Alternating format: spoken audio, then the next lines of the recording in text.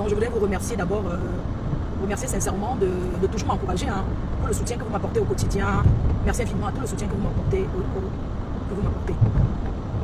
Voilà, avant de commencer à taper le divers, j'aimerais souhaiter encore les sincères condoléances à notre compatriote Thérèse Tchamaleu qui a perdu son papa au Cameroun. Donc beaucoup de courage à elle, parce que perdre un être cher comme son père, c'est un truc qui est traumatisant, surtout quand on est une personne qu'on s'entendait avec son père. Je suis bien placée pour me mettre à sa place et vous dire la douleur qu'on peut ressentir, la douleur qu'on ressent.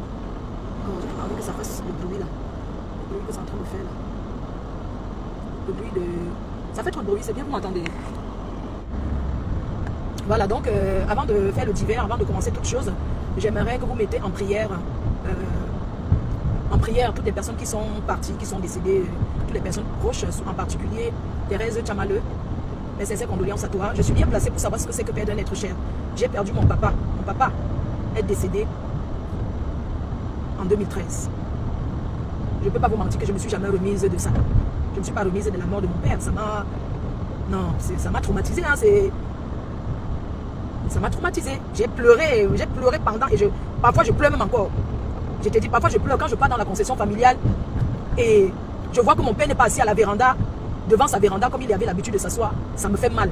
Je vois seulement que je vais tourner derrière la maison pour aller lui dire bonjour sur sa tombe. C'est douloureux. Et je ne suis jamais arrêtée sans pleurer. Je me suis jamais arrêtée sans pleurer. Je pleure toujours mon père. Je pense que quand mon père tuait le porc, il faisait d'abord le soya. Il brûlait l'autre au feu avec ses condiments là. Il partageait d'abord quand le plantain, quand le kindombap était au feu. Et quand mon père mettait quand il faisait le soya comme ça, chacun tend la main. Il donne, tu fais, ça chauffe, tu lances dans la bouche, tu dis que c'est bon, jusqu'à il mettait seulement le sel. Je ne sais pas si vous avez connu ce genre de... Je ne sais pas si vous avez connu ça. Je vous assure. Quand mon père tuait le porc, il fait d'abord il braise au feu comme ça là. Il met sur les brochettes là. Il braise d'abord, à ce moment une partie là au feu. Ça fait joie. Il goûte d'abord lui-même, après il donne à chacun. On goûte. Et je pense aussi quand il y avait souvent les cérémonies traditionnelles chez nous, mon père, il nous le ndop. Quand les man, il nous le ndop. Le ndop, c'est un médicament traditionnel que c'est fait avec beaucoup d'huile rouge et le poulet. Et la viande. Donc quand il ramasse le tas avec ses mains comme ça dans le goût, vous voyez un peu ça comme ça. Quand mon père ramasse comme ça, tu pries seulement que ton tas d'herbe qu'on te donne de manger, ça doit avoir seulement la bonne partie de la viande. Quand il fait ça, quand comme ça avec le ndop, tu te mets à terre, tu tends la main, on met ça comme ça.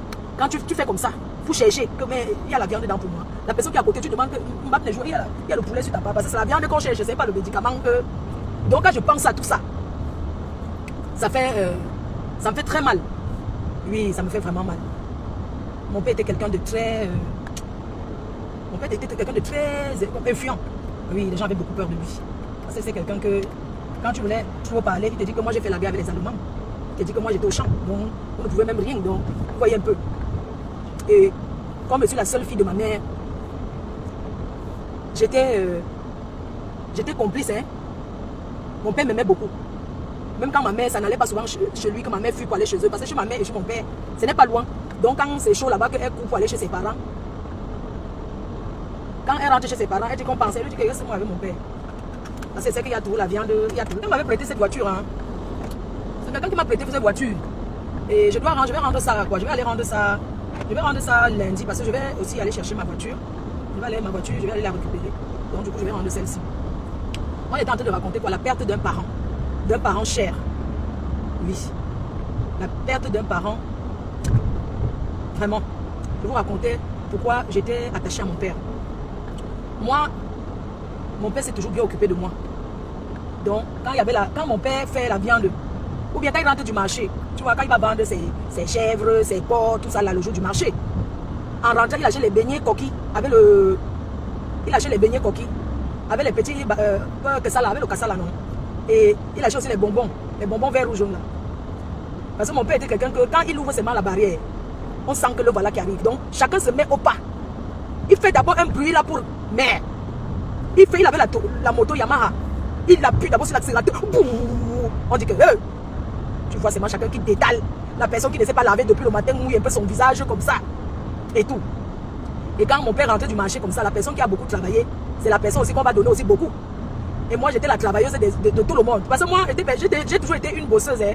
Je pars, je puise l'eau chez telle. Tu me vois, je suis là. J'ai déjà fini de puiser l'eau chez telle femme. Je pars encore puiser l'eau là-bas. Le bois, je pars chercher. Le ceci. Mais quand c'est Maha qui me dit que je dis que niet.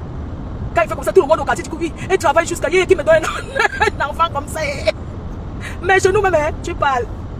Je ne fais rien. Quand Mara se plaint que oui, oui, qui me donne aussi un enfant comme tel enfant, parce que celle-ci, il n'y a pas le bois, il n'y a rien. Je voulais allumer le feu, il n'y a pas le bois. Le petit bois qui était là, ici, resté au quartier, fait encore les petits, préparer les petits pigeons pour partager à tout le monde. Ouais, j'étais la chouchou de mon père. Quand mon père finit de faire l'omelette, non, tu sais que les œufs du Cameroun ont une bonne odeur, un bon parfum, genre. Quand mon père fait frire, c'est moi qu'on donne la poêle pour laver, parce qu'il va me laisser un peu sur ça. Je vais tourner pour laver ça. Je vais d'abord tourner partout avec la poêle là, lécher l'huile, le petit œuf qu'il m'a laissé dedans, il dit qu'il va laver. Donc quand il va me donner, il fait que les autres ne sachent pas, tu vois un peu la polygamie. Il fait genre comme s'il veut seulement m'envoyer d'aller laver laver. Il me laisse un peu dedans. Tu me vois sur ces mains là. Je tourne. je tourne. Après les autres femmes. Hein, oui, c'est quand tu fais, tu donnes que à l'enfant de Anna. Hein, voilà. Hein. Tu vois un peu, non? Je t'assure. Hein, c'est toujours à l'enfant de Anna. Et il dit que ya, mon père dit que comment tu avales vite parce que tes frères. Avale vite. Quand tu as mon père, comme tu as donné, mon père dit que non, je ne lui ai rien donné. Je ne sais pas où elle. Je ne sais pas où elle soit avec. Je n'ai rien donné. Et tout. Donc mon père était que quand il fait un truc, même quand, comme je vous disais là, que quand ça ne donnait pas avec ma mère, déjà que, parce que ma mère, elle est d'une bonne famille, quand ça ne va pas, elle fuit entre chez eux, arriver là-bas encore, on lui dit que, ah, dans les cœurs chauds. Donc, quand mon père arrivait même chez mes beaux, mais mon père faisait toujours le sicien. Il tire d'abord même 3 balles en l'air. Chacun pour moi. Il prend d'abord le rengue, il tire d'abord même 4 balles en l'air. Quand je parlais, il te dit qu'il a fait la guerre. Quoi? Oh! Et tout.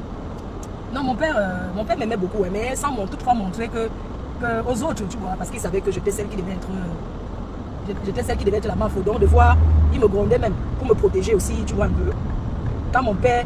Donc, je vous disais que quand mon père faisait même la nourriture, pardon, le knombak, il envoie qu'on aille donner ma part. Oh, c'est quelqu'un de très déterminé, de très rigoureux, de très. Vous voyez un peu, mais mon père m'a beaucoup protégé. La preuve, quand j'ai refusé d'aller en mariage, il a compris. Quand j'ai. Voilà, son souhait était que je sois dans un mariage, que je sois bien. Moi, Dieu merci que mon père, même face à mes frères, mon père me défendait. Il disait qu'elle n'est pas obligée d'abord de vous donner. Voilà, même moi, même son père, elle n'est pas obligée de me donner, mais c'est ma fille. Donc, ce qui fait que mon père, j'ai réalisé tout ce qu'il a voulu que je fasse avant sa mort. Je me suis mariée, on m'a doté. J'ai acheté la voiture pour lui. Hein, j'ai acheté la voiture pour lui. Je me suis fait construire une maison de village. Et je me suis toujours occupée des femmes qu'il a laissées, quand je peux. Parce que, vous voyez un peu. Donc il y a les petits souvenirs comme ça qui font que, quand tu penses, ça te fait vraiment du bien. Quand tu penses que ton père ne t'a jamais oublié, il envoyait, quand on aille donner ma part de viande et du plantain, il attache ça dans les bouffées de bananier. Et il envoie quelqu'un, dit que bon, comme sa mère est là-bas chez eux, elle doit manger, il faut qu'on me donne, on nous donne quoi. Parfois même quand on arrive à la maison, quand nous on n'est pas là, on est peut-être allé au champ. Il dit que non, cherchez le champ où elle est, allez lui donner que j'ai dit, elle doit manger, ça part de ça quoi. Et voilà, je l'ai honoré, je suis fière parce que j'ai honoré mon père. Mon père m'a dit, quand tu as envie de faire quelque chose, tu dois faire.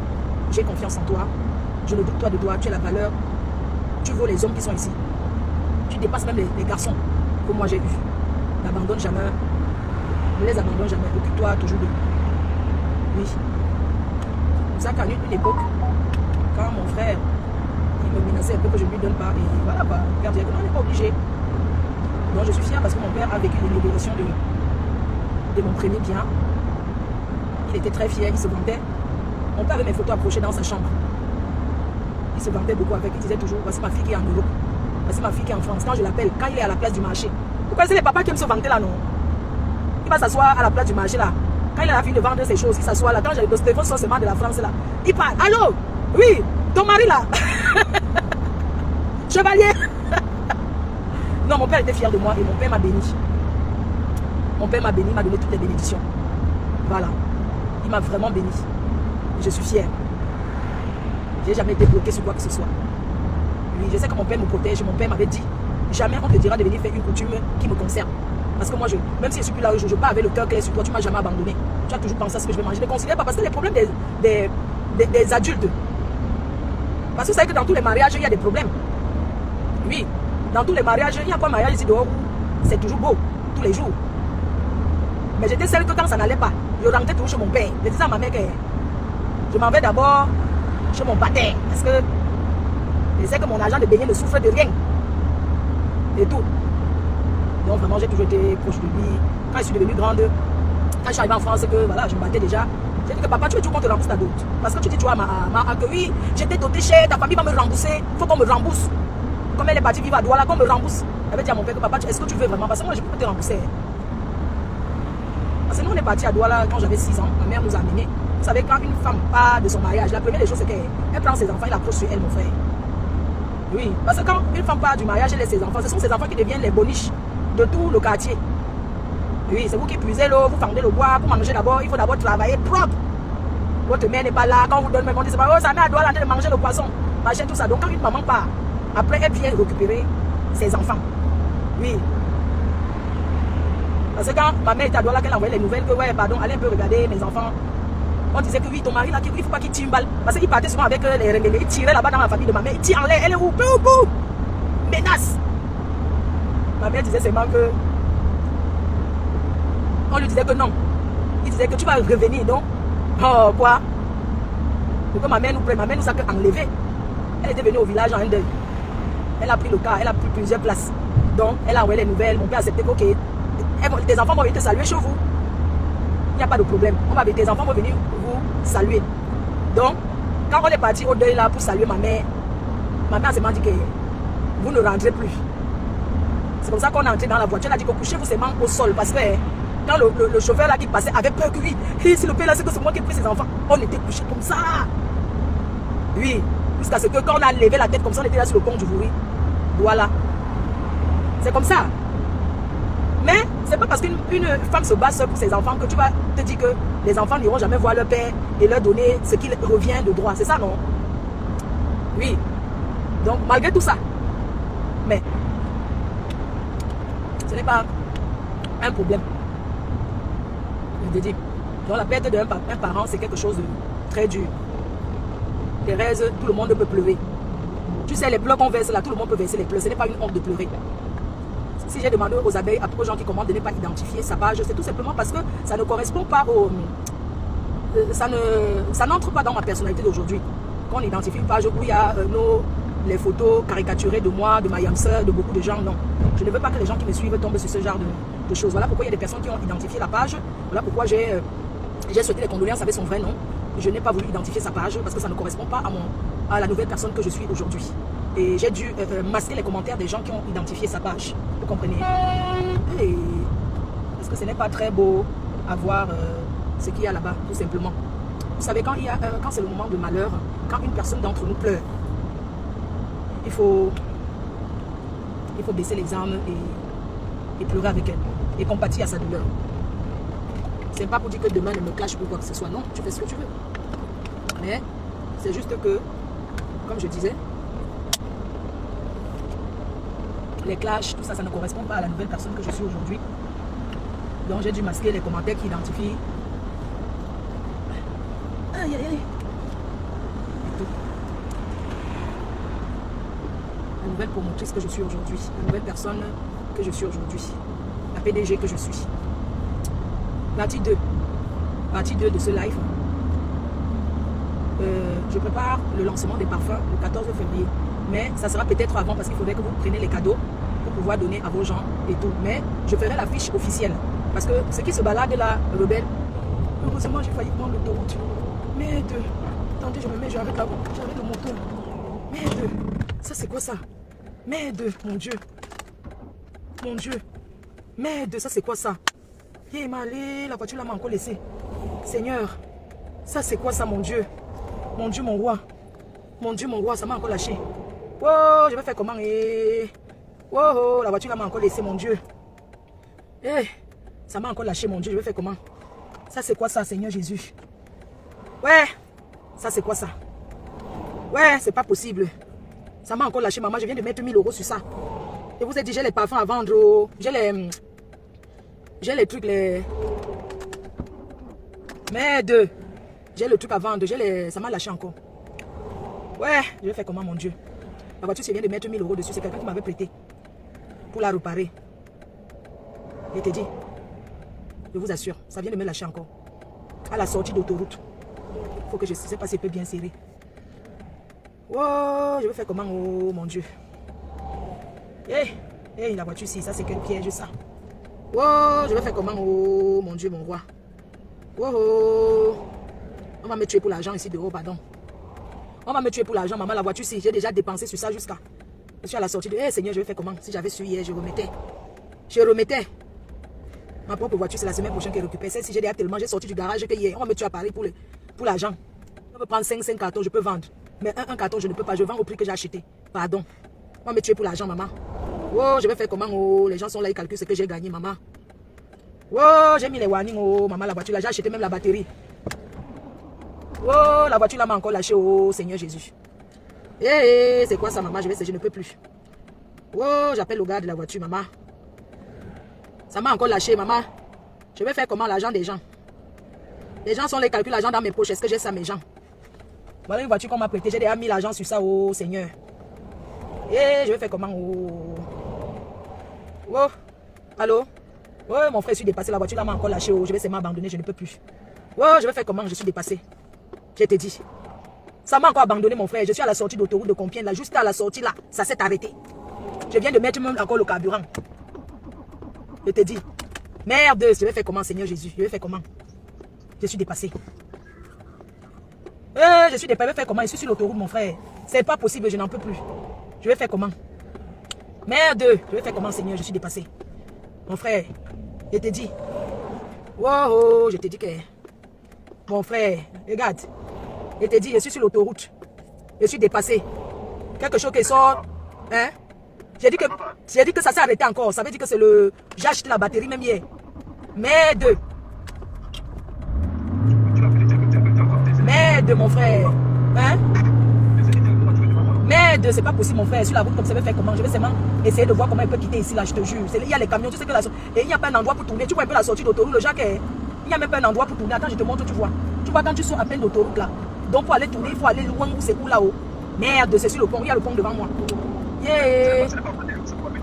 Mon frère, est-ce que j'étais avec toi là-bas? Est-ce qu'il va encore là-bas? Il va toujours me dire, merde, je vais faire comment? Il faut seulement chercher le dépanneur. Je te jure. Je suis dépassé, mon frère. Merde. Ça, c'est quoi ça?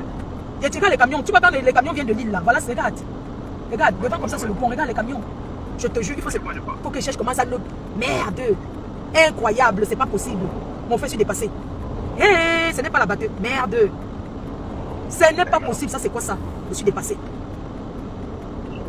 Oh, je vais seulement chercher comment le dépanneur peut enlever. Comme je suis. Donc, pour aller contourner à la Compiègne, il faut encore. Je ne sais pas s'il y a même un village devant. Merde, c'est pas possible, mon frère. Je suis dépassé. Je te jure. La voiture s'était dit que j'avais l'argent de quelqu'un qui devait donner ce week-end-là. J'ai mis sur ça. Bientôt, mon nom va commencer à parler que, oh, elle a fait la soirée, elle ne paye pas les gens. Je te dis que mon frère, on va faire l'événement l'année prochaine avec, puisqu'elle ne trouve pas les gens pour vendre. Tu connais un peu le genre, non? Mon frère. Je te dis. Quelle batterie? Mon frère, j'ai acheté la batterie hier, mon frère. Il dit qu'il est garagiste, il a regardé quoi sur ça? L'Ivoirien là. Il a regardé quoi? Regarde comment il dit. Hier, il me donne la voiture. Il me donne la voiture. Quand je sors seulement, la voiture n'est même pas encore sortie du portail du garage. Ça tombe en panne. Je lui dis que, mais attends, voilà un truc qui coule sur la voiture, c'est quoi? Il dit que, madame, il commence à vouloir me parler. Il dit que ne me parle pas fort. J'ai jeté mon sac au sol. Je lui dis que, mais attends, tu es sérieux? Tu m'as pris combien? Tu m'as donné 500 €. Hein? Tu m'as dit, c'est comme ça que quand tu es venu nous trouver là, je lui ai dit que, voilà la voiture. Je ne sais pas ce que tu as fait dessus. Ça coule. Voilà la voiture qui est en train de couler. Il m'a dit que oui, c'est un truc qu'il a mal fixé, un bouchon, il va faire. C'est comme ça qu'il a fait. Il me demande, la voiture ne démarre pas. Je lui dis que, mais attends, comment tu m'as dit que tu as fait? Donne-moi donc les factures de ce que tu as fait sur la voiture. Après, un ami à lui vient dire que, mais attendez, arrêtez de parler fort sur cette dame. Il dit que non, c'est qu'elle ne comprend pas. J'avais dit que la voiture là n'est plus fonctionnable et tout. Il dit que, mais attends, ne commence pas tes choses là. C'est comme ça qu'il me dit qu'on peut acheter. Il me dit que non, c'est le problème de batterie. Je lui dis que, pour que j'aille acheter la batterie avec toi, prends une batterie, on est dans un garage. Tu mets jusqu'à ça roule avant que moi, mais je vois que la voiture roule. Avant d'aller faire le truc. Il prend donc la batterie à quelqu'un, il met, la voiture démarre. N'est-ce pas, il dit aussi qu'il y a ce problème de batterie. Parce que la batterie, même que tu as acheté, c'est une batterie neuve. Et il y a un monsieur qui lui a dit qu'il y a aussi, comment on appelle ça, qu'il y a un truc qui charge, qui permet de charger la batterie ou c'est quoi là-haut. Que ça peut être que ça. Qu'une batterie neuve qui ne fonctionne pas, ça peut être que le truc là, non? Le quoi? L'alternateur. Le gars dit que non, ce n'est pas ça. C'est comme ça qu'on a acheté la batterie. Les factures sont là, on est parti acheter la batterie, si on a mis. Ça a démarré. Tu vois un peu? Je te dis. Il m'a dit que non, ça, je lui ai bien dit que si tu sais que je vais prendre la route avec ça, ça va encore me lâcher. Tu me dis, je peux déposer chez la personne qui m'a prêté, je peux déposer là-bas. Il me dit que non, ça ne peut plus rien faire. Voilà. Je te dis. Je te dis, moi, mon frère, j'ai payé d'abord l'autre jour. Enlever de l'autoroute jusqu'à là-bas, ça m'a coûté 400 €. Parce que son ami là que j'ai pris pour venir enlever la voiture, à 100 litres. Mon frère, Je te dis. C'est terrible. Je te dis, le volant a commencé à être dur, non? Comme c'est automatique là. Ça a commencé à s'arrêter. J'ai senti que le volant est en train de... Ça s'est mis en sécurité, le truc, le frein. Ça s'est mis en sécurité. C'est comme ça que j'ai forcé pour me mettre sur le côté, comme tu vois là. Attends.